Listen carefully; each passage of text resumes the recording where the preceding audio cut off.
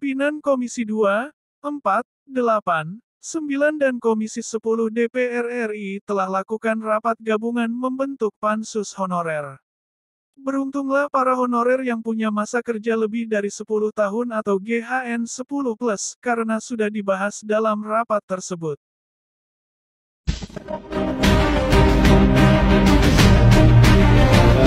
Akhirnya mengulang ASN nomor 5 tahun 2015 itu 639.000 bisa pegawainya orang, tapi yang bisa peluang juta itu di bawah udah jadi nggak lagi filosofi atau ideologis tapi lebih teknis gitu.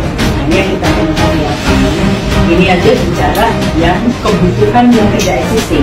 Yang existing sekarang ini jauh lebih kurang daripada yang dibutuhkan. Memang ada titik kelemahan waktu itu yang seharusnya ada larangan pengangkatan tenaga honorer dilakukan oleh pemerintah daerah tetap dilakukan. Pada itu terjadilah penumpukan seperti hari ini. Kita melihat bahwa tenaga honorer kesehatan ini sangat krusial sekali. Apalagi mengingat pandemi kemarin kita banyak sekali kehilangan tenaga kesehatan, dan tenaga kesehatan ini merupakan fondasi kesehatan bangsa dan negara. Kalau di kami, di Komisi 10, itu masalahnya adalah ketika sejak 2016, terakhir kita masalah K2. Dan waktu itu pemerintah berjanji untuk menyelesaikan secara bertahap. Tapi kan pada kenyataannya tidak ada pengangkatan.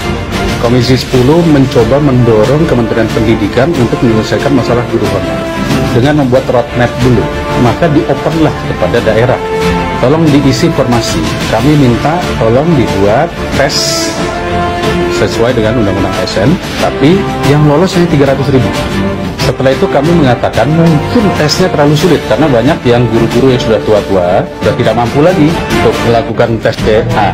Masalah yang timbul, ketika kemudian sudah lolos tes, sampai sekarang SK belum turun. Itu yang kemarin PG1.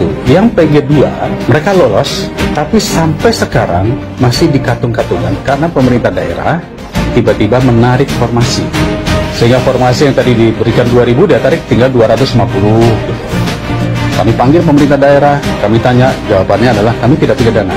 Karena APBD kami itu mayoritas dari DAU. Jadi ini simpang siur. Kita coba urai dulu. Benang permasalahan ini kita urai dulu. Jangan sampai nanti malah kita bikin lagi tes, lolos lagi. Yang satu aja belum dapat SK, belum dapat gaji. Yang kedua masih nasibnya tidak ketahuan bagaimana, nanti dibuka lagi tes ketiga. Itu agak repot. Kira-kira misi kita kemana? Menurut saya sederhana, ada 3 hal yang harus kita perjuangkan. Pertama, poinnya meninjau ulang PP 39 Pak Ketua.